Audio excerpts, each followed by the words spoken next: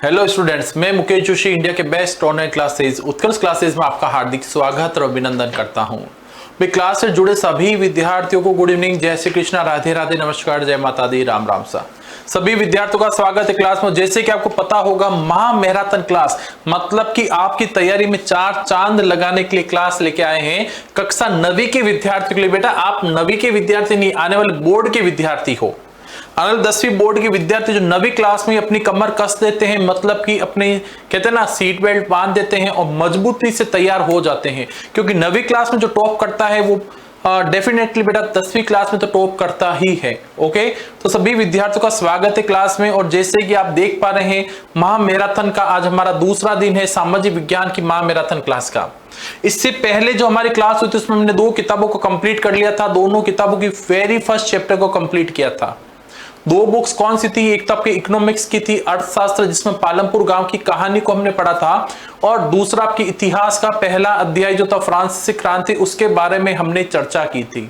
और आज की किताब में, आज की क्लास में क्या होने वाला है, आज की क्लास में 2 चैप्टर मतलब कि 2 बुक्स का वेरी फर्स्ट चैप्टर दोनों के पहला अध्याय जो है वो कंप्लीट कर देंगे। ओके, मतलब कि आज हम लोग भूगोल, जियोग्राफी, उसका पहला चैप्टर भारत का आकार और स्थिति, उसके बारे में बात करेंगे। और पॉलिटिकल साइंस, लोकतांत्रिक राजनीति का आपका पहला अध्याय जो है बेटा, लोकतंत्र क्या और क्यों, उसकी हम बात करने वाले हैं। मतलब इन दोनों चैप्टर को पूरा क्लास करने वाले हैं एक ही क्लास के अंदर। क्लियर है? तो चलो भाई शुरू हो जाओ जल्दी से। अपना सीट बेल्ट वगैरह बांधो, तैयारी कर लो, क्योंकि जवाब तो आपको देना है। मैं तो केवल प्रश्न पढ़ूंगा, उत्तर आपको देना होगा, देखना होगा आपकी तैयारी कितनी मजबूत है। क्लियर? चलो भाई जल्दी से क्लास से जुड़ जाइए और क्लास को शेयर कर दीजिए। जो भी आपके मिलने वाले दोस्त हैं उनको भी शेयर कीजिए। बेटा, सबको लाभ होना चाहिए, सबको फायदा होना चाहिए, उन्हें अकेले अकेले फायदा उठाओ। जब आपको पता चलता है अच्छी खबर है तो सब तक फैलाना जरूरी होता है। ठीक है? तो हमारी महामैराथन का जो सबसे पहला जो है चैप्टर पॉलिटिकल साइंस का, लोकतंत्र राजनीति बुक का हमारा पहला जो चैप्टर है, लोकतंत्र क्या और लोकतंत्र क्यों, इसके बारे में हम पढ़ेंगे। इस चैप्टर में पहले क्या पढ़ा था थोड़ा सा समरी करता हूं, फिर मैं चैप्टर को शुरू करने वाला हूं। इस चैप्टर में विशेष तौर पर आपको लोकतांत्रिक शासन व्यवस्था के बारे में बताया गया है।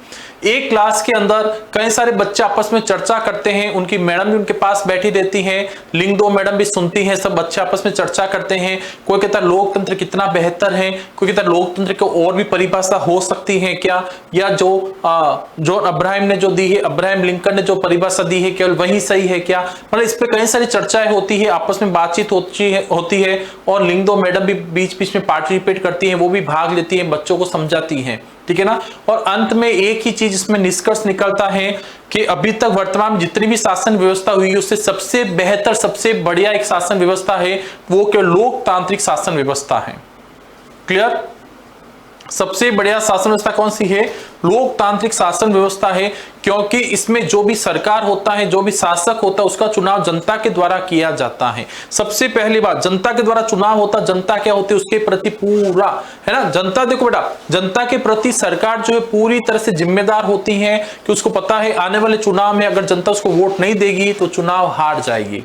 ठीक है ना? इसलिए जनता के प्रति पूरी जिम्मेदारी से काम करने वाली एक लोकतांत्रिक सरकार होती है। लोकतंत्र, डेमोक्रेसी बेटा, है ना, लोक प्लस तंत्र, मतलब डेमो प्लस क्रेश, या 2 शब्दों से बना है, और इसका अर्थ क्या होता है? जनता का शासन। ठीक है ना? अब लोकतंत्र के हमने विपक्ष और पक्ष दोनों में तर्क देखे थे। लोकतंत्र पक्ष में कह सकते हो जनता के द्वारा चुना गया शासक होता है, प्रतिनिधि होता है, जो जनता के प्रति जिम्मेदार होता है, और आने वाले समय में अगर सरकार अच्छा काम नहीं करती है तो जनता उन्हें क्या देती, सबक सिखा सकती है, वोट नहीं देगी और नई सरकार बना सकती है। तो ये तो लोकतांत्रिक होता है, उसमें फैसलों में भागीदारी होती है बेटा जनता की। ठीक है ना? जबकि विपक्ष में कह सकते हैं अधिक खर्चीली व्यवस्था कह सकते हो, समय अधिक लगता है कोई भी फैसला लेने में। ठीक है ना? और इससे जिसमें भ्रष्टाचार और कई बार ऐसा भी इसमें हो जाता है, तो इसकी क्या होती है, कमियां हो सकती हैं। अब प्रत्यक्ष और अप्रत्यक्ष लोकतंत्र के बारे में पढ़ा होगा। प्रत्यक्ष लोकतंत्र जिसमें कोई भी कानून, को भी फैसला लिया जाता है, उसमें जनता की सीधी भागीदारी होती है। अप्रत्यक्ष लोकतंत्र जिसमें कोई भी कानून बनता है या कोई फैसला लिया जाता है, उसमें जनता के द्वारा चुने गए प्रतिनिधि शामिल होते हैं। ठीक है? ये हमने इस पूरी किताब के अंदर, मतलब पूरे चैप्टर के अंदर पढ़ा था, फर्स्ट चैप्टर के बारे में पढ़ा था। अब इससे जुड़े प्रश्न आपके सामने आ रहे हैं, एक एक प्रश्न का जवाब आपको देना होगा, और सही जवाब है या नहीं वो आपको देखना होगा, क्योंकि मैं सही जवाब बाद में बताने वाला हूं। सबसे पहले आपको जवाब देना होगा, फिर मैं बताऊंगा बेटा आपने सही दिया या नहीं दिया है। क्लियर है? जल्दी से थम्स अप करो फटाफट, तो क्लास शुरू करते हैं। पहला प्रश्न, डेमोक्रेसी शब्द यूनानी भाषा, देखो यूनानी भाषा ग्रीक भाषा एक ही, ध्यान रख लेना, ठीक है ना, यूनानी भाषा है ग्रीक भाषा। तो डेमोक्रेसी शब्द यूनानी भाषा की डेमोक्रेसिया से बना है। इस कथन का संबंध किससे है? ए मेरी, बी लिंग दो मैडम, सी योलांदा, डी रिबियान से। तो डेमोक्रेसी शब्द यूनानी भाषा की डेमोक्रेसिया से बना है, कथन का संबंध किससे है बताओ। ये कथन किसने कहा था? कौन से बच्चे ने बोला था बेटा? तो ये बोला था, हाँ सभी जवाब दे रहे हैं। किसका सही जवाब है? तो जिसने सही सी बताई योलांदा, उसका बिल्कुल सही जवाब है योलांदा, इसमें सही जवाब होगा। क्लियर? नेक्स्ट देखिए अगला अध्याय में म्यांमार में किस प्रकार के शासन का उल्लेख किया गया है? जो अध्याय है बेटा इस चैप्टर में, जो म्यांमार देश के बारे में बताया गया है और म्यांमार में किस प्रकार का शासन है वो आपको बताना है। ए है सैनिक शासन, बी लोकतंत्र, सी अधिनायक तंत्र, डी है राजतंत्र। तो बताओ भाई म्यांमार में किस प्रकार की शासन व्यवस्था है? सैनिक शासन है, लोकतंत्र है, अधिनायक तंत्र है या राजतंत्र है, राजा का शासन है? बताओ कैसा है?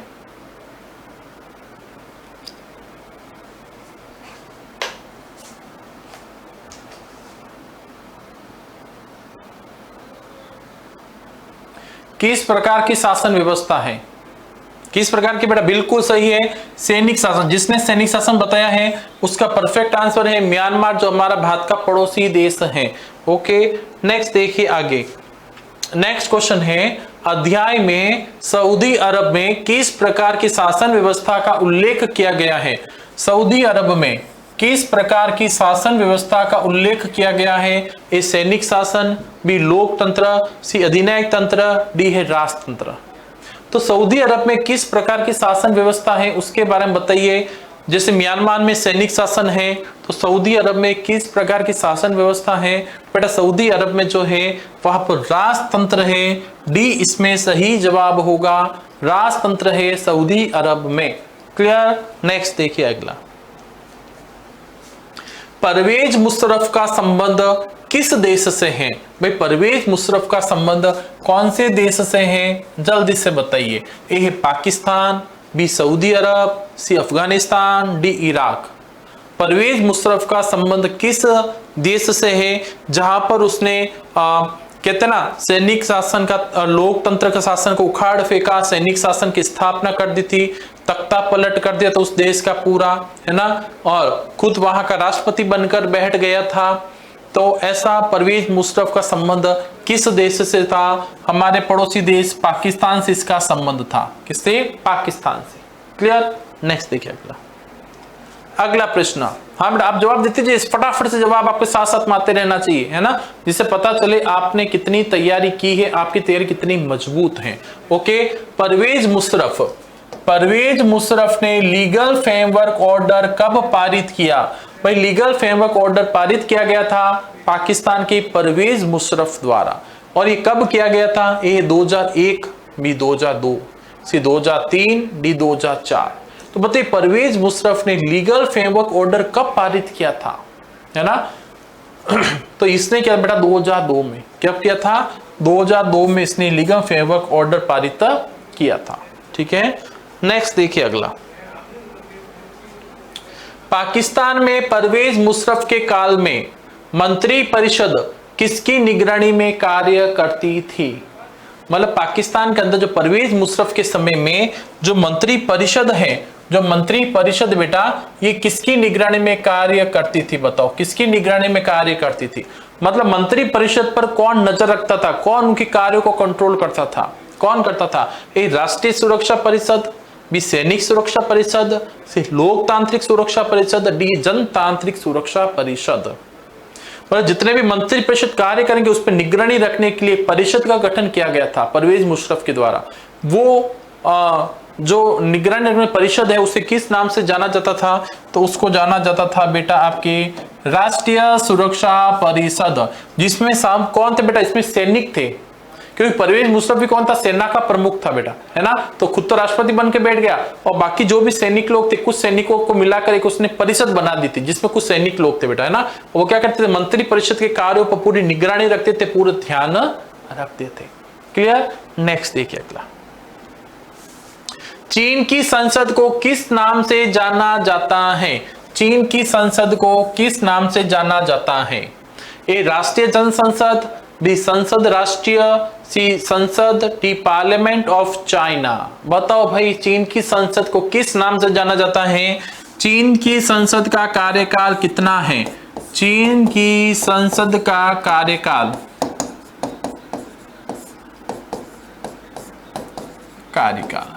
बताओ भाई, प्रत्येक कितने वर्षों बाद चीन की संसद का चुनाव होता है?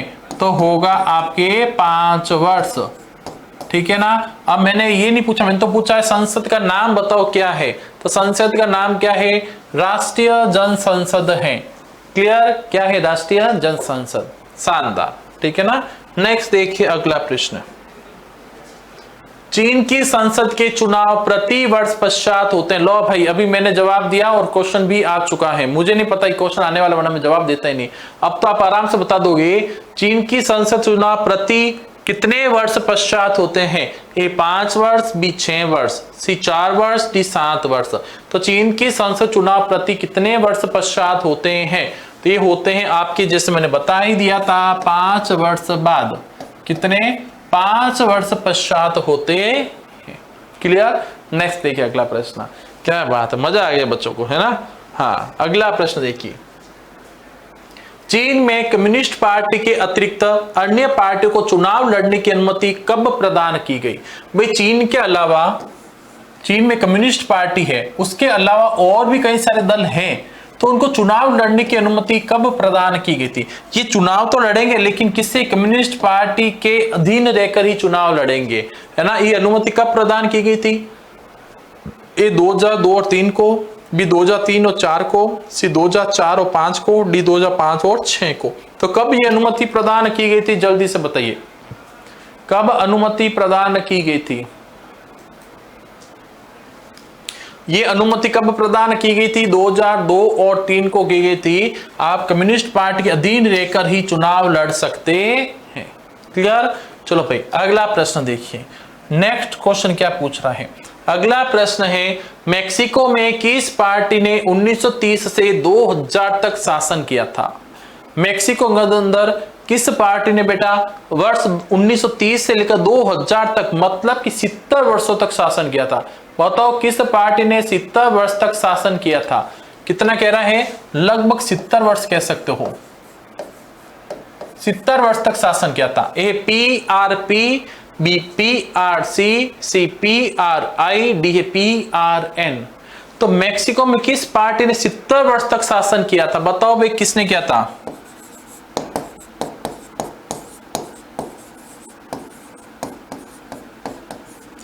इंस्टीट्यूशनल रिवॉल्यूशनरी पार्टी, इसने क्या था बेटा? Institutional revolutionary party. इंस्टीट्यूशनल का मतलब क्या हो गया? इंस्टीट्यूशनल का मतलब आई, ओके। रिवॉल्यूशन मतलब क्या होता है? आर, और पार्टी क्या? पी।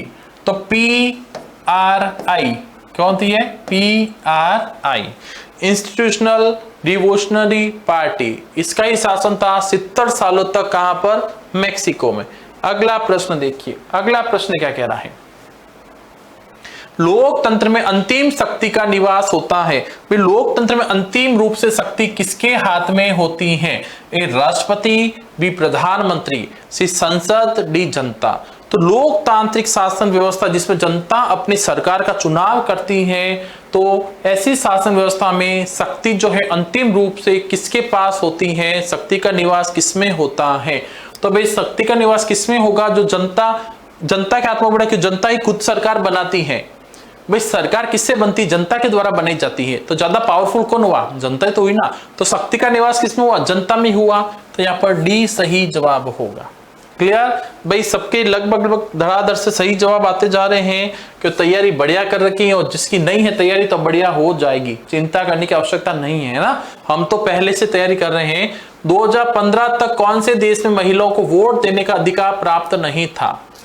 2015 तक कौन से देश में महिलाओं को वोट देने का अधिकार प्राप्त नहीं था? ए सऊदी अरब, बी एस्टोनिया, सी फिजी, डी श्रीलंका।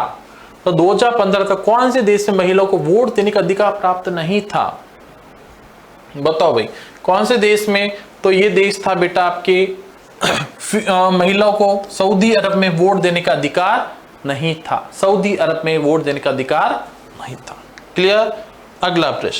अगला प्रश्न आपका था सर ऑफर की लास्ट डेट क्या है? तो आज अंतिम तारीख है बेटा, आज 21 अगस्त है। और जैसा आप जानते हो जो XXX खुशियों का जो ऑफर था आपका, उसका आज अंतिम तारीख है बेटा। आपने वेट किया, 13 अगस्त से शुरू हुआ था, अब क्या है, अभी तो ले लेंगे। अब तो 13 अगस्त आ चुकी है। बहना के पास भैया के द्वारा दिया गया उपहार है ना भाई, ये उपहार भी ले सकते हो, या मैं कह दूं बहना को अगर भैया ने कैश पेमेंट दिया है तो पैसा इधर उधर खर्च नहीं करके अपने जगह पड़े पे लगाओगे तो ज्यादा फायदा रहेगा बेटा। क्योंकि पूरे साल अगर आप अभी कोर्स परचेज करते हो तो लास्ट तक पूरे साल आपके पास अगर कोर्स रहता है, आप first unit test, second, third unit test, आपके half yearly exam, yearly exam, सबकी तैयारी बहुत बेहतर तरीके से, बहुत बढ़िया तरीके से हो सकती है बेटा। क्योंकि XXX खुशियां हैं जिसमें 78वें स्वतंत्रता दिवस के उपलक्ष्य में सीधा आपको 78% का डिस्काउंट दिया जा रहा है।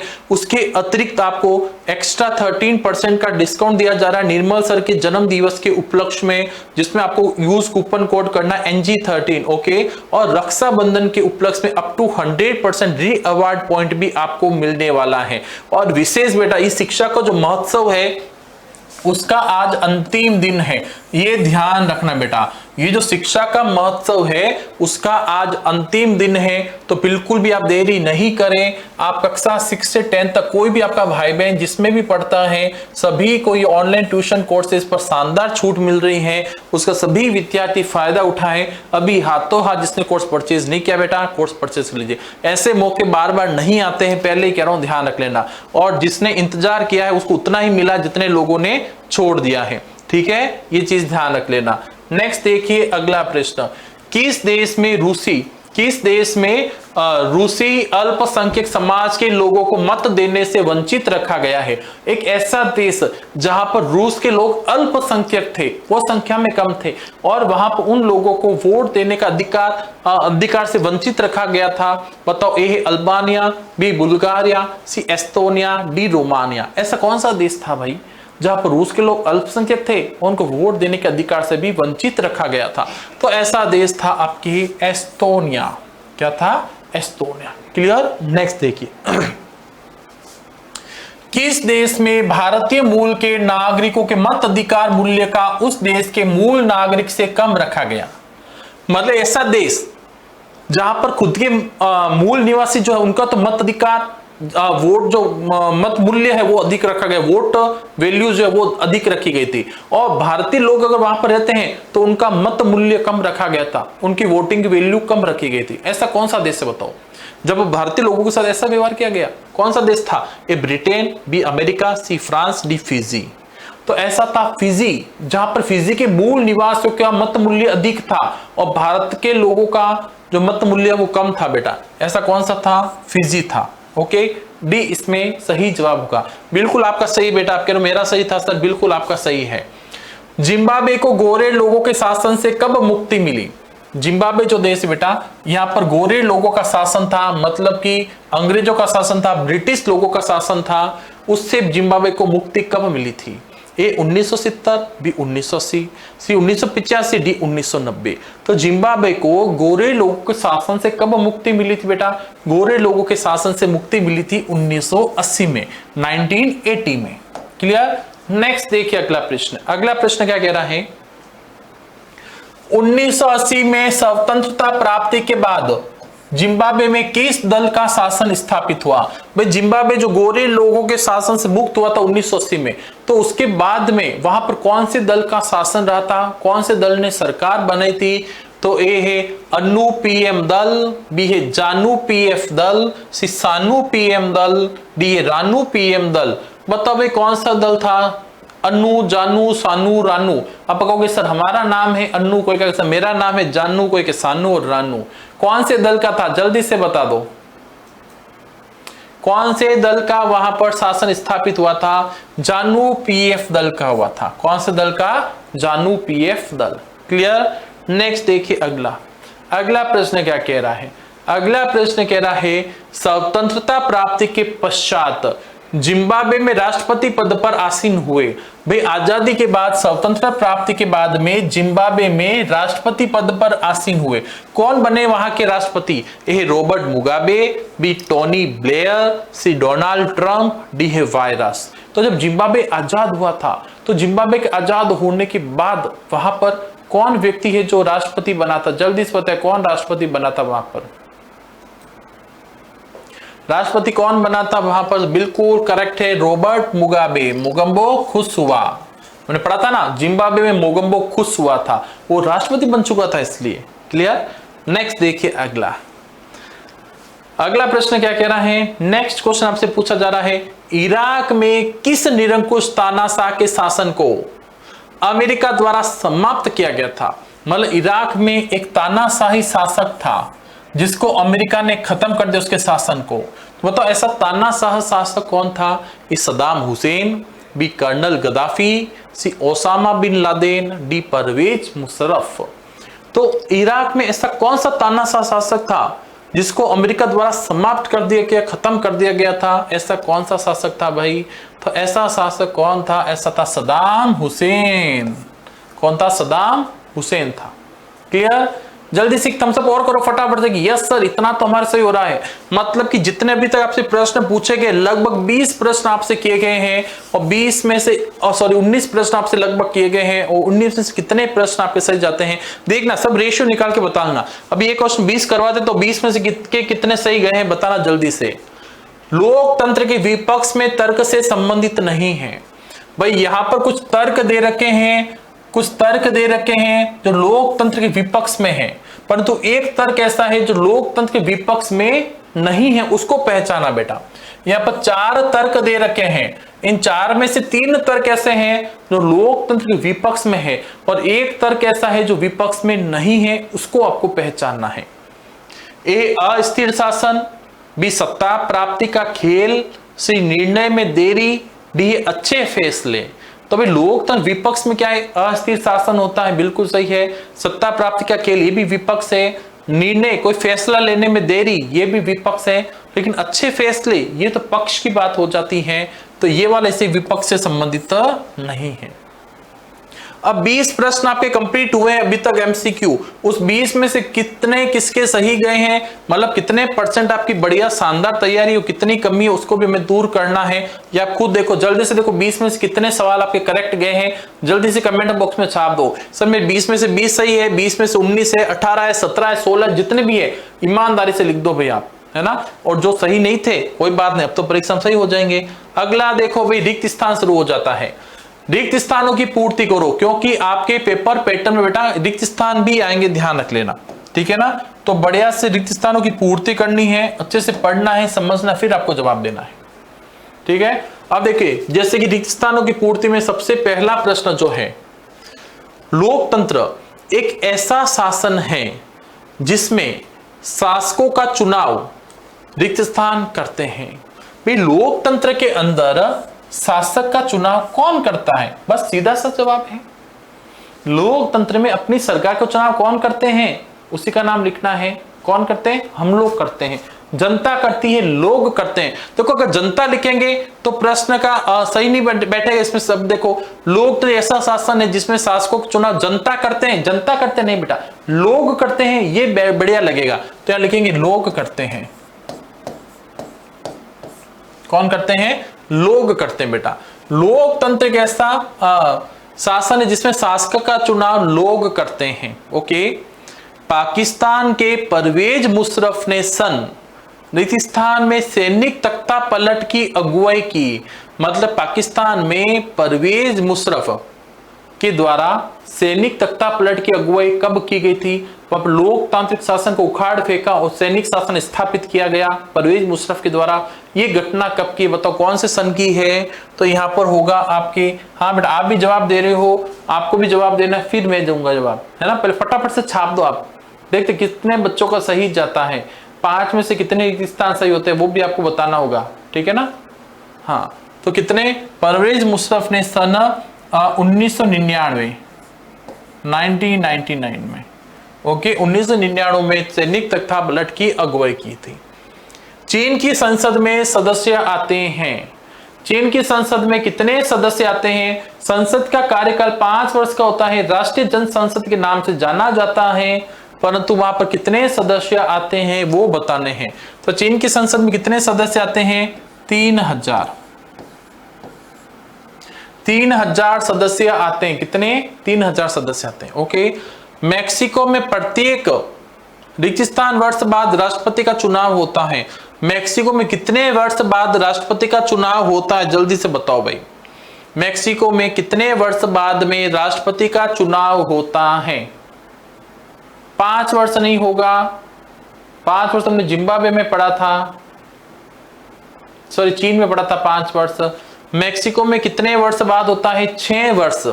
6 वर्ष बाद। देखो बेटा, आप 6 ऐसे भी लिख सकते हो, ठीक है ना, और आप चाहो तो 6 ऐसा भी लिख सकते हो। ओके, 6 वर्ष बाद राष्ट्रपति का चुनाव होता है, ठीक है ना भाई। आप हिंदी में लिखो 6 तो आपकी इच्छा है, और अगर अंग्रेजी में लिखो तो आपकी इच्छा है। मतलब दोनों ही तरह से आप लिख सकते हो, ठीक है ना, दोनों ही आपका सही माना जाएगा। लोकतंत्र रिक्तिस्थान चुनाव पर आधारित होना चाहिए। मतलब लोकतंत्र में चुनाव पर आधारित होना, कैसे चुनाव होना चाहिए? लोकतंत्र शासन व्यवस्था में चुनाव कैसे होना चाहिए बेटा? तो लोकतंत्र में निष्पक्ष और स्वतंत्र चुनाव पर आधारित होना चाहिए। लोकतंत्र निष्पक्ष और स्वतंत्र चुनाव पर आधारित होना चाहिए। चलो भाई, ये स्थान पूरे हो जाते हैं। अब शुरू करते हैं छोटे छोटे प्रश्नों पर।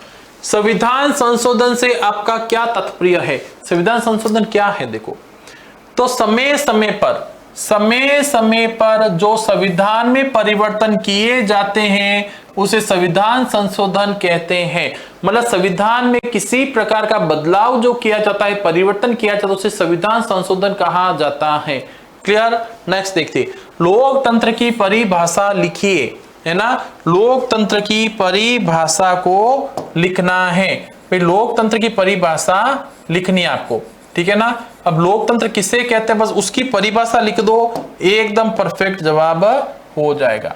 जल्दी से बता दो लोकतंत्र की परिभाषा।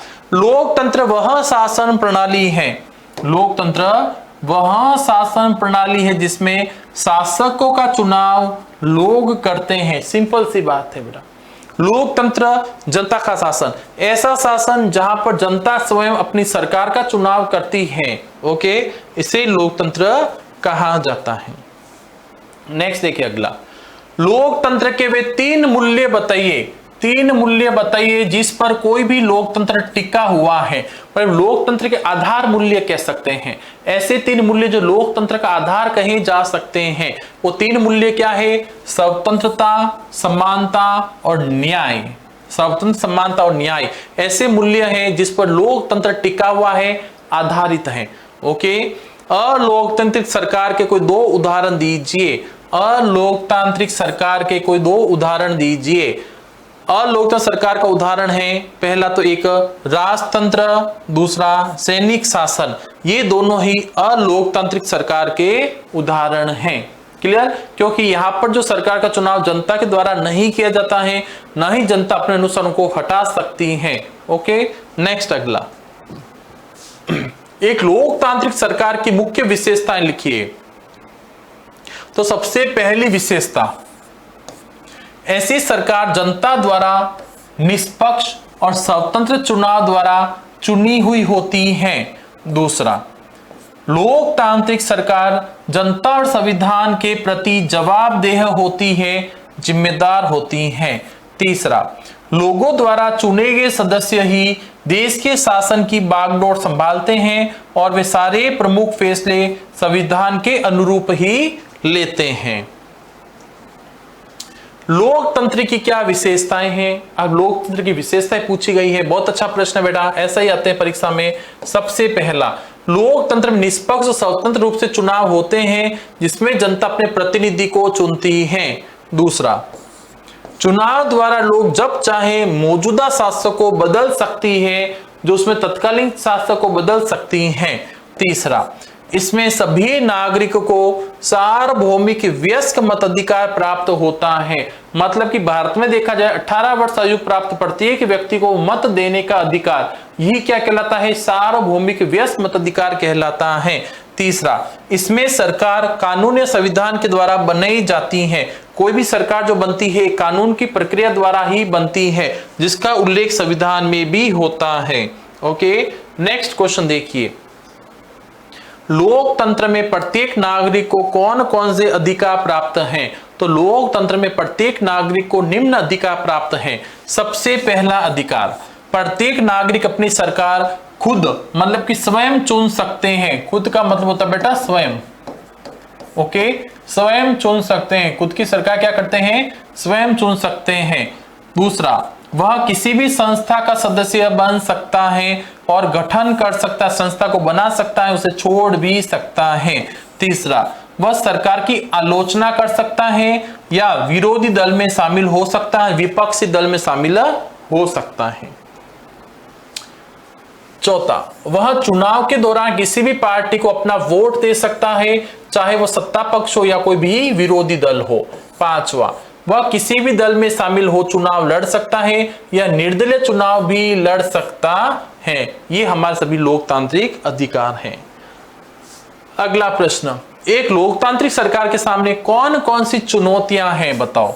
एक लोकतांत्रिक सरकार के सामने चुनौतियां पूछी जा सकती हैं। सबसे पहली चुनौती है बेरोजगारी की समस्या, लोगों को रोजगार देने की समस्या। जब बेरोजगारी होती है तो लोग क्या अपने वोट तक बेच देते हैं, जिससे बेटा अच्छे ढंग से वोट संपन्न नहीं हो पाते हैं। इससे हम कह सकते हैं एक जो वोट होते बेटा है ना, उसमें कई बार लोग क्या करते हैं, वोट खरीदते, गरीब लोगों को पैसा देकर उनको वोट अपने पक्ष में दिला देते हैं। तो ऐसी जो सरकार होगी बेटा, जो पैसे से सरकार बनी है, वो कभी भी जनता का भला नहीं कर सकती है। इसमें शासन में क्या होती है बेटा, भ्रष्टाचार हो जाता है, भ्रष्टाचार होता है बेटा इससे। ओके, दूसरा, महंगाई की समस्या। कई बार महंगाई की समस्या थी, लोकतांत्रिक सरकार के आगे जनता यही मांग करती है कि सरकार हमेशा महंगाई को कम करे। तीसरा, अशिक्षा की समस्या। जब पढ़ा लिखा नागरिक नहीं होगा, वो सरकार के द्वारा किए गए कार्यों की कभी भी आलोचना या प्रशंसा नहीं कर सकता है, उसे कभी भी ऐसे राजनीतिक अधिकार के बारे में अपने पता नहीं होगा बेटा, वो शासन में अच्छे से भागीदारी नहीं निभा सकेगा, एक जागरूक नागरिक नहीं बन पाएगा। इसलिए शिक्षा भी जरूरी है। तीसरा, जात पात की समस्या। जब भी लोग वोट देते हैं, अपने जाति को देकर वोट देते हैं, इससे कई बार गलत व्यक्ति का चुनाव भी कर लेते हैं, ऐसा नहीं होना चाहिए। ठीक है, नेक्स्ट देखिए अगला चैप्टर शुरू हो चुका है, भारत का आकार और स्थिति। ये आपकी ज्योग्राफी का वेरी फर्स्ट चैप्टर है बेटा, आपकी भूगोल का सबसे पहला अध्याय है भारत का आकार और स्थिति के बारे में। इसमें हमने क्या पढ़ा था? हमने इसमें देखा था सबसे पहले जो ग्लोब है बेटा, ग्लोब के अंदर भारत कौन से गोलार्ध में है? तो पूरे ग्लोब को हमने दो भागों में बांटा था, उत्तरी गोलार्ध और दक्षिणी गोलार्ध। तो भारत कौन से गोलार्ध में है? उत्तरी गोलार्ध में है। क्लियर? फिर अगर देखा जाए पृथ्वी पर भारत, ग्लोब में भारत कौन सी दिशा में है? तो उत्तर और पूर्व, इस दिशा में भारत स्थित है। एशिया महाद्वीप में भारत कहां पर है? तो एशिया महाद्वीप के उत्तर और पश्चिम दोनों के मध्य में, बीच में दक्षिण की ओर भारत स्थित होता है। फिर भारत के अक्षांश विस्तार हमने देखा था 8 डिग्री से लेकर 8 डिग्री 4 मिनट से लेकर 37 डिग्री 6 मिनट तक इसका पूरा अक्षांश विस्तार होता है। फिर हमने देखा था भारत का देशांतर विस्तार बताइए, तो 68 डिग्री 7 मिनट से लेकर 97 डिग्री 25 मिनट तक इसका पूरा देशांतर विस्तार हमने भारत का देखा था। भारत की उत्तर से दक्षिण तक की लंबाई हमने देखी 3214 किलोमीटर हमने देखी थी। और हमने देखा था भारत की पूर्व से लेकर पश्चिम तक की लंबाई भी हमने देखी थी, ओके, जो 2930 किलोमीटर के लगभग थी। मतलब कुल मिला के भारत की पूरी आकार स्थिति के बारे में हमने इसमें जाना था। बाद में इसमें ये भी देखा था बेटा इसके मध्य में कर्क रेखा गुजरती है, भारत के मध्य में से जो 8 राज्यों से गुजरती है ना। 8 राज्य कौन से थे? राम झा के 6 बंगु मित्र, रा का मतलब राजस्थान, म का मतलब मध्य प्रदेश था, वो का मतलब गुजरात था, है ना, और झा का मतलब झारखंड था। ओके, तो राम झा के का मतलब राम झा के 6 का मतलब छत्तीसगढ़ था, है ना। बंगु का मतलब पश्चिमी बंगाल था। ओके, देखो पूरा लिख के बताता हूं। ये कई बार बच्चे कहते हैं सर 8 राज्य याद नहीं होते हैं, तो एक सिंपल सी ट्रिक है बेटा। कौन सी ट्रिक बताई थी मैंने? राम झा के 6 बंगु मित्र, राम झा के 6 बंगु मित्र, बस इतना याद रख लेना। ओके, अब इसके थ्रू आप आराम से याद कर सकते हो। मैंने जैसे बताया था राजस्थान, कौन सा था, राजस्थान। ओके, म का मतलब मध्य प्रदेश, एमपी। क्लियर। झा का मतलब क्या था, झारखंड। ओके, के का कुछ नहीं, साइलेंट था आपके। छ का मतलब छत्तीसगढ़,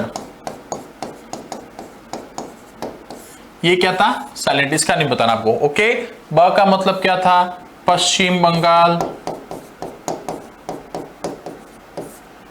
गु का मतलब था गुजरात। ओके, मी का मतलब था मिजोरम। और त्र का मतलब त्रिपुरा। ये हो गए राम जाके छ बंग मित्र। ये क्या है ना, अपन कह सकते हो बेटा कर्क रेखा गुजरने वाले, कर्क रेखा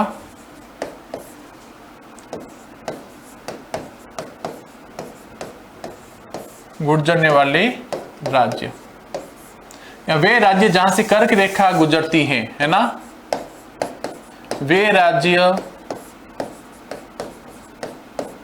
जहां से कर्क रेखा गुजरती है,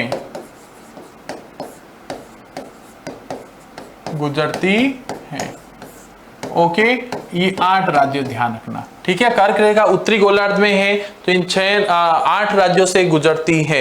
ये हमने इस किताब पढ़ा था। इंदिरा बिंदु हमने पढ़ा था। भारत का सबसे दक्षिणी बिंदु जो है वो इंदिरा बिंदु कहलाता है, 8 डिग्री 4 मिनट पर स्थित है। एक हमने देखा था बेटा, ये चीज हमने इसमें देखी थी, एक भारत के 28 राज्य और 8 केंद्र शासित प्रदेश है वर्तमान में, ये हमने पढ़ा था इस चैप्टर के अंदर। तो ओवरऑल इस चैप्टर में हमने ये सब चीजें देखी थी। बहुत शानदार चैप्टर था, बहुत बढ़िया चैप्टर था, पूरा डायग्राम बेस पर हमने क्लास में समझा था इस पूरे चैप्टर को, ठीक है ना। अब इसी चैप्टर पे जो प्रश्न बनते हैं उन प्रश्नों पर हम चर्चा करते हैं। एक एक प्रश्नों का आपको अच्छे से जवाब देना है, बहुत सोच समझ के जवाब देना है। सबसे पहला प्रश्न, भारत का दक्षिणी बिंदु कन्याकुमारी कितने डिग्री अक्षांश पर स्थित है? भारत का दक्षिणी बिंदु अभी मैंने जस्ट बताया आपको, कन्याकुमारी नाम से जाना जाता है, जो कितने डिग्री अक्षांश पर स्थित है? ये 8 डिग्री 4 उत्तरी अक्षांश, बी 37 डिग्री 6 उत्तरी अक्षांश, सी ये 8 डिग्री 4 दक्षिणी अक्षांश, डी है 9 डिग्री 4 दक्षिणी अक्षांश। तो भाई अक्षांश की जब बात आती है तो भारत केवल उत्तरी अक्षांश में ही स्थित है, ये ध्यान रखना। भारत किसमें है? केवल उत्तरी अक्षांश में ही स्थित है, आपको ध्यान में होना चाहिए, ठीक है ना। देखो अच्छे से समझना इस चीज को। जब ये ग्लोब है अगर, ठीक है ना, अगर मैं ग्लोब की बात करता हूं, ग्लोब मैंने आपको ऐसे बताया था, ओके। अगर इस ग्लोब की मैं बात करता हूं तो इसके मध्य से जो रेखा देखो, ये 0 डिग्री अक्षांश है। ये क्या है? 0 डिग्री अक्षांश है, ओके। ये 0 डिग्री अक्षांश है। तो 0 डिग्री अक्षांश के ऊपर क्या है? उत्तर, ये है दक्षिण। ये कौन सा गोलार्ध है बेटा? तो ये आपके उत्तरी गोलार्ध है। ये क्या है? उत्तरी गोलार्ध, ओके। ये है दक्षिणी गोलार्ध। तो मतलब कि यहां पे जितनी भी अक्षांश रेखा आएगी ये है 0 डिग्री। ये क्या है? 0 डिग्री अक्षांश, ठीक है ना। ये है 0 डिग्री अक्षांश, आपकी क्या है? 0 डिग्री अक्षांश है। ये आपके 0 डिग्री अक्षांश। तो बेटा इससे ऊपर जो भी होगा सब क्या होगा? उत्तरी अक्षांश होगा। ये सब क्या होगा? दक्षिणी अक्षांश होगा। और जैसे मैंने कहा था भारत कहां पर स्थित है आपके, तो भारत तो यहां पर स्थित है बेटा, इस तरह से, है ना। ये भारत तो यहां पर स्थित है आपकी इस तरह से, ओके। तो ये क्या है? उत्तरी अक्षांश में भारत है। दक्षिणी अक्षांश से भारत का कोई लेना देना नहीं है, ये ध्यान रख लेना। तो यहाँ दक्षिण तो आप छोड़ ही दो कि दक्षिणी अक्षांश यहाँ पर आता है, यहाँ पर उत्तरी अक्षांश आता है, और भारत जैसे कि आप देख पा रहे हो उत्तरी अक्षांश में ही है, ठीक है ना। उत्तरी अक्षांश में ही भारत है, तो भारत तो यहाँ पर स्थित आपको दिखाई दे रहा है। तो ये दक्षिण तो होगा ही नहीं। और उत्तरी अक्षांश की बात होती है तो यहाँ से आप देख सकते हो, अगर ये 0 डिग्री है तो 0 के बाद 1 2 3 ऐसे संख्या आती है, तो यहाँ तक आता तो क्या हो जाता है? 8 डिग्री हो जाता है। 8 डिग्री 4 मिनट से भारत का शुरुआत होती है, तो यहां तक आता तो कितनी हो जाती है? 37 डिग्री 6 मिनट हो जाता है। तो यहाँ पर जो दक्षिणी बिंदु पूछा गया है, तो भारत का दक्षिणी बिंदु ही होगा। भारत का दक्षिणी बेटा, दक्षिणी गोलार्ध से कोई लेना देना नहीं है। भारत का दक्षिणी बिंदु है। दक्षिणी बिंदु किस पर है? 8 डिग्री 4 मिनट, लेकिन है किसमें? उत्तरी अक्षांश में ही है। इसलिए ए जो है वो आपके सही जवाब होगा, ए इसका। है ना। 8 डिग्री 4 उत्तरी अक्षांश यहाँ पर स्थित दिखाई दे रहा। क्लियर। अब इसको डायग्राम को बार बार काम में लेना पड़ेगा जब जरूरत होगी तो। क्षेत्रफल की दृष्टि से ऑस्ट्रेलिया का विश्व में कौन सा स्थान है? क्षेत्रफल की दृष्टि से भारत से 6 बड़े देश है और 7वां नंबर भारत का आता है। तो क्षेत्रफल की दृष्टि से ऑस्ट्रेलिया का विश्व में कौन सा स्थान है? भाई भारत का तो 7वां स्थान है, लेकिन ऑस्ट्रेलिया का कौन सा है? तो ऑस्ट्रेलिया भारत से 1 पायदान ऊपर है, मतलब कि 6ठा स्थान है। 6 नंबर पर ऑस्ट्रेलिया आता है, 7 नंबर पर भारत आ जाता है। अगला प्रश्न देखिए, विश्व में वो कौन सा महासागर है जिसका नाम भारत देश के आधार पर रखा गया है? विश्व का वो कौन सा महासागर जिसका नाम भारत देश पर रखा गया है? ए हिंद महासागर, बी प्रशांत महासागर, सी अंध महासागर, डी आर्कटिक महासागर। तो बताओ विश्व में कौन सा महासागर है जिसका नाम भारत देश पर रखा गया है? कौन सा है बेटा? तो जैसे कि आप जानते होंगे, जब भारत का मैं दक्षिण के हिस्से की बात करता हूं इस तरह से, है ना, तो यहां पर एक महासागर है, यहाँ पर एक महासागर है। वो कौन सा महासागर है? ओके, यहाँ पे कौन सा महासागर आता है जो भारत के कहते हैं एक महत्वपूर्ण स्थिति प्रदान करता है? वो आपके हैं हिंद महासागर। कौन सा है? हिंद महासागर। ओके, और इसका नाम भी भारत देश पर पड़ा है, तो ये इसका सही जवाब होगा, हिंद महासागर। अगला प्रश्न देखिए, भारत की मुख्य भूमि की सीमाएं उत्तर पश्चिम में, भारत की मुख्य भूमि की सीमाएं उत्तर पश्चिम में किन देशों से लगती है? कौन से देश से जुड़ी हैं? ए पाकिस्तान और अफगानिस्तान, बी म्यांमार और बांग्लादेश, सी नेपाल और भूटान, डी श्रीलंका और मालदीव। तो बताओ भी भारत की मुख्य भूमि से उत्तर पश्चिम में, उत्तर और पश्चिम की बात हो रही है, तो ये कौन से देशों से जुड़ी हुई है ना। अब मैं भारत की बात करता हूं इस तरह से, अगर तो ये हो गया भारत का उत्तर, ये आपके पश्चिम। तो बताओ उत्तर पश्चिम में कौन कौन से देशों से सीमाएं जुड़ी हुई है? तो निश्चित तौर पर आप देख सकते हो, यहाँ पर हमारा पड़ोसी देश कौन सा है? पाकिस्तान है। ओके, और यहाँ पर कौन सा आ जाता है? अफगानिस्तान। ठीक है, तो कौन से 2 देश आ गए भाई यहाँ पे? पाकिस्तान और अफगानिस्तान। ठीक है, तो यहां हो जाता है ए बिल्कुल सही जवाब होगा, पाकिस्तान और अफगानिस्तान। म्यांमार बांग्लादेश पूर्व में आ जाते हैं, नेपाल भूटान उत्तर में आ जाते हैं, श्रीलंका मालदीव हमारे 2 दक्षिणी द्वीपीय पड़ोसी देश हैं। ओके, नेक्स्ट देखिए अगला, भारत की मुख्य भूमि की सीमाएं पूर्व में किन देशों से मिलती हैं? पूर्व में किन देशों से मिलती हैं, है ना। जैसे पूर्व में अगर इस तरह से अपन बात करें ना, इस तरह से पड़ोसी जो पूरब में किन देशों से मिलती है, जल्दी से बताओ। इस तरह पूरब में इधर कौन कौन से देशों से मिलती है? तो इधर मिलती है म्यांमार और बांग्लादेश से मिलती है। बाकी जैसे मैंने कहा ये 2 दक्षिणी द्वीपीय पड़ोसी देश है, उत्तरी है देश हमारे, ये भी देख लिया हमने, उत्तरी पश्चिमी देश है हमारे पड़ोसी। ठीक है ना। नेक्स्ट देखिए अगला प्रश्न। अगला प्रश्न, भारत के किस राज्य की तटीय सीमा सबसे लंबी है? भारत के किस राज्य की तटीय सीमा सबसे लंबी है? ए गुजरात, बी गोवा, सी आंध्र प्रदेश, डी इनमें से कोई नहीं। भारत की कुल तटीय सीमा कितनी है? 7516.6 किलोमीटर है, लेकिन सबसे लंबी तटीय सीमा किस राज्य की है ये आपको पूछा गया है। तो सबसे लंबी तटीय सीमा किस राज्य की है? गुजरात राज्य की है। किसकी है बेटा? गुजरात राज्य की सबसे लंबी तटीय सीमा है। नेक्स्ट क्वेश्चन देखो, भारत का भौगोलिक क्षेत्रफल विश्व के भौगोलिक क्षेत्रफल का कितना प्रतिशत भाग है? मतलब विश्व का जितना भौगोलिक क्षेत्र है उसमें से भारत का भौगोलिक क्षेत्र जो है वो कितना प्रतिशत है वो आपको बताना है। ए है 32.8%, बी 8.4%, सी 2.4%, डी है 4.2%। तो बिल्कुल सही बेटा, 2.4% जो है विश्व के कुल भौगोलिक क्षेत्रफल का भारत जो है वो 2.4% है। ओके, मतलब कि भारत का 7वां स्थान आता है क्षेत्रफल की दृष्टिकोण से पूरे विश्व में। नेक्स्ट देखिए अगला प्रश्न, भारत का विस्तार कितने अक्षांश और देशांतर के बीच हुआ है? भारत का विस्तार कितने अक्षांश और देशांतर के बीच हुआ है? जब भारत का हम देखते हैं अक्षांशीय विस्तार, जब देखते हो 8 डिग्री 4 मिनट से 8 डिग्री और 4 मिनट से 37 डिग्री 6 मिनट तक आ जाता है। और जब हम पूर्वी विस्तार देखते हैं 68 डिग्री 7 मिनट से शुरू होकर हमारा 97 डिग्री 25 मिनट तक आता है। तो कुल मिला के ये वाला आपके हो गया पूरा देशांतरी विस्तार, ये हो गया आपके अक्षांश विस्तार। ओके, तो ये भारत का अक्षांश और देशांतरी विस्तार कितने बीच में बताओ, किसके बीच में है? ए लगभग 30, बी है लगभग 25, सी लगभग 40, डी है लगभग 20। और ये कैसे निकलता है? तो आप बड़ी संख्या से छोटी संख्या घटाओ, अपने आप आपका निकल जाएगा। इस 37 में से 68 डिग्री 6 मिनट घटाओ तो लगभग किसके पास में पहुंच जाते हो? तो लगभग 30 डिग्री के पास में पहुंच जाते हो। ओके, इसमें एक में 29 डिग्री समथिंग आएगा, एक में 28 डिग्री समथिंग आता है, मतलब लगभग 30 के बराबर आप पहुंच जाते हो। तो ये इसका विस्तार कहलाता है। भारत की स्थलीय सीमा रेखा की लंबाई कितनी है? केवल स्थलीय सीमा रेखा की लंबाई पूछा गया है, कि हम जानते बेटा भारत की स्थलीय सीमा रेखा भी और जलीय सीमा रेखा भी है, समुद्री सीमा रेखा भी है। तो यहां पर केवल स्थलीय सीमा रेखा की लंबाई पूछी, वो आपको बताना है। ए 6100 किलोमीटर, बी 15200 किलोमीटर, सी 7516.6 किलोमीटर, डी 22716.6 किलोमीटर। तो यहां पर आपको क्या पूछा है? स्थलीय सीमा रेखा।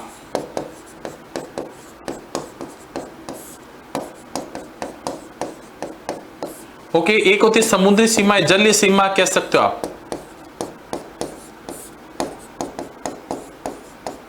और एक होगी कुल सीमा रेखा।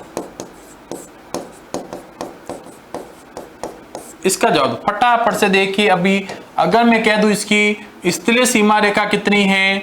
15200 किलोमीटर है। ओके, अगर कहेंगे समुद्री सीमा कितनी है? 7516.6 किलोमीटर होती हैं। अगर कुल कहोगे दोनों को आपस में जोड़ दो, लगभग मुझे लग रहा है 22716.6 किलोमीटर आता है। ओके, ये आपके पूरा सही जवाब हो जाएगा। देखिए भाई 6 का 6 आ गया, 6 1 5 तो 7 7 5 22, 12 का 2 हासिल का 1 2 हो गया। 22,816 कुल सीमा रेखा हो गई, ये समुद्री सीमा रेखा हो गई, और ये होगी स्थलीय सीमा रेखा। तो केवल स्थलीय पूछा इसलिए बी इसमें सही जवाब होगा। ओके, समुद्री पूछे तो सी हो जाता और कुल पूछे तो डी हो जाता। ओके, नेक्स्ट देखिए अगला प्रश्न। अगला प्रश्न क्या पूछ रहा है? अगला प्रश्न, भारत की उत्तर से दक्षिण की लंबाई कितने किलोमीटर है? ए 2933 किलोमीटर, बी 3214 किलोमीटर, सी 7516 किलोमीटर, या डी 15200 किलोमीटर। बताओ भाई कितना किलोमीटर है? उत्तर से दक्षिण पूछा आपको, ये वाला पूछा है उत्तर से दक्षिण। तो ये कितना है उत्तर से दक्षिण तक की? बताओ जल्दी से। ये हो जाता आपके 3214 किलोमीटर। अगर ये पूछता आपको, क्या पूछता आपको? पूरब से पश्चिम पूछता, तो ये कितना होता? ये होता आपके 2933 किलोमीटर। क्लियर? तो यहां पर होगा बी सही जवाब, 3214 किलोमीटर। क्लियर? नेक्स्ट देखिए अगला क्या पूछ रहा आपको? उत्तराखंड, उत्तर प्रदेश, बिहार, पश्चिमी बंगाल और सिक्किम की सीमाएं किस देश को छूती है? और लगभग ये जो सारे देश है आपके उत्तरी देश हैं, भारत के उत्तरी पड़ोसी देश हैं। इनकी सीमा उत्तरी हमारे कम लगभग सभी जो है उत्तरी राज्य है, भारत के उत्तरी राज्य है। तो इसकी सीमा, भारत की जो सीमा है, इन राज्यों की जो सीमा है वो किस देश को छूती है? अब जब ये भारत के उत्तराखंड, उत्तर से जब भारत के हम इस तरह से बात करते हैं बेटा, इस तरह से है ना, अगर मैं बात करता हूं क्या इस तरह से हम बात करते हैं ना ये भारत का, तो यहां पर देखो उत्तराखंड आ जाता है, फिर उत्तर प्रदेश आ जाता है, इधर बिहार आ जाता है ना, और ये पश्चिम बंगाल यहां पर आ जाता है। तो ये इसकी सीमाएं जो सिक्किम है यहाँ पर, तो इसकी सीमा किस देश को छूती है? पश्चिम बंगाल जो है इस तरह से देखा जब भारत के आकर के बिल्कुल बना हुआ है ना, बांग्लादेश के पास में पश्चिम बंगाल है, तो किस देश को छूते हैं? सभी नेपाल को छूते हैं बेटा, सी इसमें सही जवाब होगा। ओके, म्यांमार तो केवल पूर्व में आ जाता है, चीन पूरा उत्तर में चला जाता है, भूटान भी यहाँ पर आ जाता है, केवल सिक्किम के पास में आ जाता है, लेकिन नेपाल जो है इस तरह से फैला हुआ नेपाल का आते लगभग इन सभी राज्यों से छूता है, इनकी सीमा इनसे लगती है। नेक्स्ट आगे रिक्त स्थान, क्या आ गई? रिक्त स्थान, खाली जगह आ गई बेटा। रिक्त स्थानों की पूर्ति करो, ध्यान से पढ़कर करना है। रिक्त स्थान पूर्व देशांतर रेखा को भारत की मानक यामोत्तर माना गया है। भाई भारत की मानक यामोत्तर रेखा किसे माना गया है?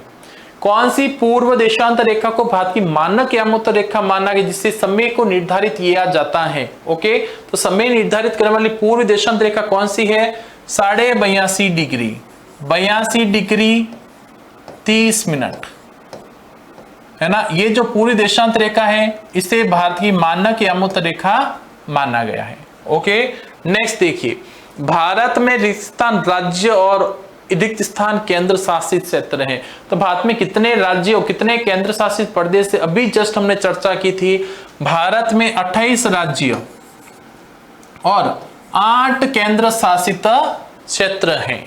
क्लियर? नेक्स्ट देखिए, क्या बात, सबके सही जवाब आ रहे बेटा।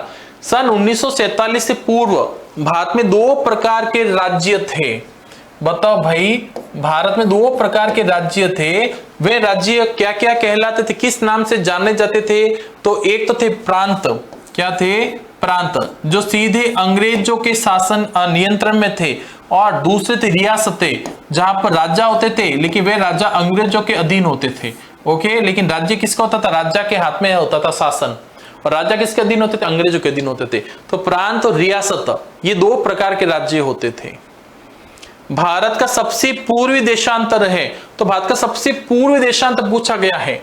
सबसे पूर्वी देशांतर ये पूछा गया है। ये कितना है बेटा? तो यहां से तो शुरू होता है 68 डिग्री 7 मिनट से, और यहां पर खत्म कहां पे होता है? 97 डिग्री 25 मिनट पे। तो सबसे पूर्वी देशांतर कौन सा हो गया? 97 degree 25 minute. Clear? Next, Bengal की खाड़ी में स्थित द्वीप समूह को रिक्त स्थान के नाम से जाना जाता है। तो भारत के पूरब की ओर बंगाल की खाड़ी है, जबकि पश्चिम की ओर अरब सागर है। तो अरब सागर में जो द्वीप समूह बेटा उसे लक्षद्वीप के नाम से जाना जाता है। तो बंगाल की खाड़ी में स्थित द्वीप समूह किस नाम से जाना जाता है? अंडमान निकोबार नाम से जाना जाता है। तो किस नाम से जाना जाता है? अंडमान निकोबार। अंडमान और निकोबार, ओके, इस नाम से जाना जाता है। किस नाम से? अंडमान और निकोबार, इस नाम से जाना जाता है।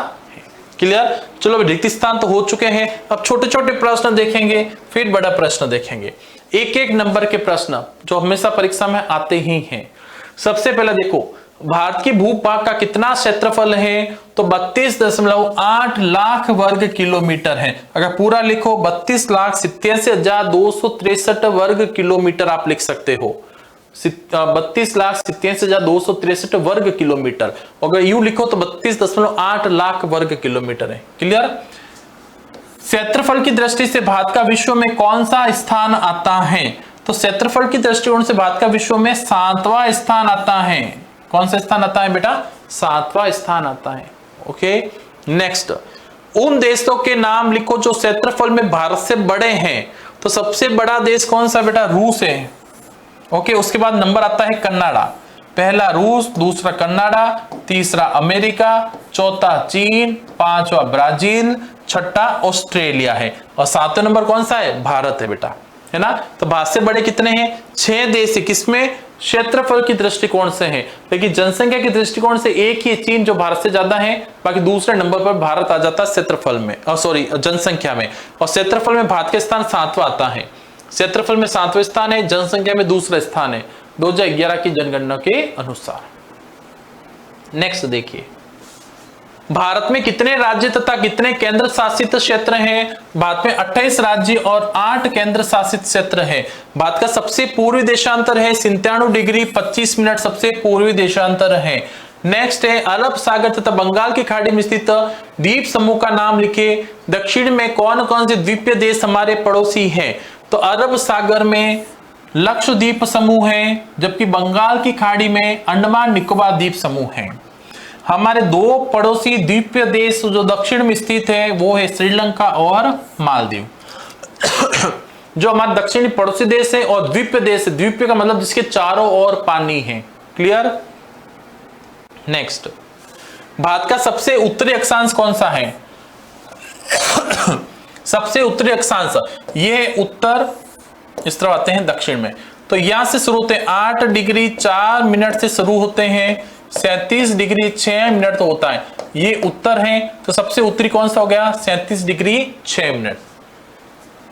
सन 1869 में स्वेज नहर के खुलने से भारत और यूरोप के बीच की दूरी कितनी कम हो गई है? तो 7000 किलोमीटर कम हो गई है। मतलब कि पहले भारत और यूरोप के बीच की जो दूरी थी उसमें 7000 किलोमीटर की कमी आ गई है।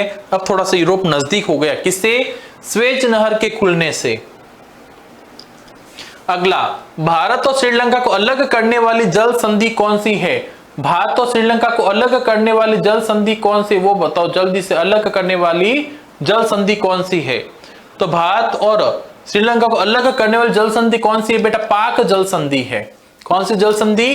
पाक जल संधि है। भारत के केंद्र शासित प्रदेश कौन कौन से हैं? तो बेटा देखो, सबसे पहला चंडीगढ़, दूसरा दिल्ली, तीसरा दमन और दादर नागर हवेली। बेटा एक ही पूरा, ठीक है। दमन दीव और दादर नागर हवेली एक ही हो गया, दूसरा ही हो गया, तीसरा ही हो गया, ठीक है। चौथा है पुडुचेरी, पांचवा लक्षद्वीप हो गया, छठा अंडमान निकोबार द्वीप समूह हो गया, सातवां हो गया जम्मू कश्मीर और 8 हो गया लद्दाख। क्लियर है? ये 8 हमारे केंद्र शासित क्षेत्र है। नेक्स्ट देखिए अगला, भारत कौन से गोलार्ध में स्थित है? अभी मैंने बताया सबसे पहले भारत उत्तरी गोलार्ध में स्थित है। सुनामी 2004 का प्रमुख परिणाम क्या रहा? भारत संघ राज्य का सबसे दक्षिणी बिंदु, जिसे इंदिरा बिंदु कहा जाता है, वे 2004 की सुनामी लहरों में जलमग्न हो गया, मतलब उसमें डूब गया था। नेक्स्ट देखिए अगला प्रश्न, गुजरात से अरुणाचल प्रदेश के स्थानीय समय में कितने घंटों का अंतर है? तो गुजरात और अरुणाचल प्रदेश के बीच में 2 घंटे का अंतर है। कितने? 2 घंटे का। सन 1947 से पूर्व भारत में कौन से 2 प्रकार के राज्य थे? तो उसमें 2 प्रकार के राज्य थे, पहला प्रांत, दूसरा रियासत। ये 2 प्रकार के राज्य थे। कन्याकुमारी और कश्मीर में दिन रात की अवधि में अंतर क्यों है? बेटा कश्मीर है उत्तर में, कन्याकुमारी है दक्षिण में, तो इन दोनों के मध्य दिन रात की अवधि में अंतर क्यों है? तो देखो, कन्याकुमारी भारत का अक्षांशीय विस्तार के दक्षिणी छोर 8 डिग्री 4 मिनट उत्तरी अक्षांश, और कश्मीर जो है भारत का अक्षांशीय विस्तार के उत्तरी छोर 37 डिग्री 6 मिनट पर स्थित है। भारत का अक्षांशीय विस्तार लगभग 30 डिग्री है, जिसका प्रभाव दिन रात की अवधि पर पड़ता है। इसलिए कन्याकुमारी और कश्मीर में दिन रात की अवधि में अंतर पाया जाता है। क्लियर? नेक्स्ट देखिए, समुद्री सीमा पर स्थित राज्यों के नाम लिखिए। तो समुद्री सीमा पर स्थित राज्य हैं गुजरात, महाराष्ट्र, गोवा, कर्नाटक, केरल, तमिलनाडु, आंध्र प्रदेश, उड़ीसा और पश्चिमी बंगाल। ये भारत की समुद्री सीमा रेखा, मतलब कि आप इस तरह से देख सकते हो, ये भारत के इन छोर पर स्थित हैं। मतलब कि यहां से शुरू होते हैं, है ना, यहां से शुरू होता है गुजरात, है ना, यहां से देखो गुजरात, महाराष्ट्र, गोवा, कर्नाटक, केरल, तमिलनाडु, आंध्र प्रदेश, उड़ीसा और पश्चिमी बंगाल, ये हमारे समुद्री सीमा रेखा को छूने वाले राज्य हैं। सप्तभंगिनी किन राज्यों को कहा जाता है? 7 बहनें, 7 सिस्टर कह सकते हो, 7 बहनें। सप्तभंगिनी, भंगिनी मतलब होता है बहनें, ओके, 7 बहनें या 7 सिस्टर आप कह सकते हैं। तो ये 7 सिस्टर जो है किन राज्यों को कहा जाता है? अरुणाचल प्रदेश, असम, नागालैंड, मेघालय, मणिपुर, मिजोरम और त्रिपुरा को। नेक्स्ट देखिए अगला, भारत के किन राज्यों से कर्क रेखा गुजरती है? नाम बताइए। अभी मैंने बता दिया था 8 राज्यों से गुजरती हैं, गुजरात, राजस्थान, मध्य प्रदेश, छत्तीसगढ़, झारखंड, पश्चिम बंगाल, त्रिपुरा और मिजोरम, इन सभी से कर्क रेखा गुजरती है। ओके, अब तो बेटा ये सारे होते हैं क्लियर आपके, मतलब कि हमने चारों बुक्स के वेरी फर्स्ट चैप्टर जो हमारा है, चारों बुक्स के चारों जो वेरी फर्स्ट चैप्टर हमने वो सभी देख ली इस क्लास के अंदर। मतलब कि फर्स्ट यूनिट टेस्ट में आपके जो प्रथम परख होने वाला है उसकी तैयारी हमने आपको करवा, लगभग सभी स्कूल बेटा एक एक चैप्टर, सबसे पहला जो चैप्टर वही करवाया जाता है ताकि चारों बुक से बच्चे परिचित हो पाए, अच्छे से कर पाए, समझ पाए। और चारों किताबों के चारों चैप्टर को हमने पहले चैप्टर को अच्छे से पढ़ लिया है और उम्मीद करता हूं ये सारे प्रश्न जो है आपके रामबाण साबित होंगे। और परीक्षा के दृष्टिकोण से खास तौर से जब परीक्षा दोगे तो ये सारे प्रश्न आपको छपे मिलेंगे और उसमें आपको मजा आएगा करने में, है ना। और ऐसे शानदार और क्लासें लेने के लिए आज तक जिसने भी परचेज नहीं किया है, जैसे मैंने कहा था ना, आज लास्ट डे, ध्यान रख लेना, आज लास्ट डे है आपका ऑफर का। फिर मत कहना कि सर चूक गए, चूकना नहीं है, जो भी है आज की तारीख में ही आपको ये कोर्स परचेज करना है, चाहे गिफ्ट देना है, जो भी है 21 अगस्त लास्ट डेट, ध्यान रख लेना, ठीक है ना। तो जल्दी से जिसने कोर्स परचेज नहीं है क्या कर लीजिए, शानदार तैयारी कीजिए बेटा, जिससे देखो पढ़ाई एक ऐसी चीज होती है जो हमेशा आपको जीवन भर साथ निभाती है। क्लियर? तो जीवन भर का जो साथी है उसको चुन ले अभी हाथों हाथ, ठीक है। मिलते अगली क्लास में, धन्यवाद, नमस्कार।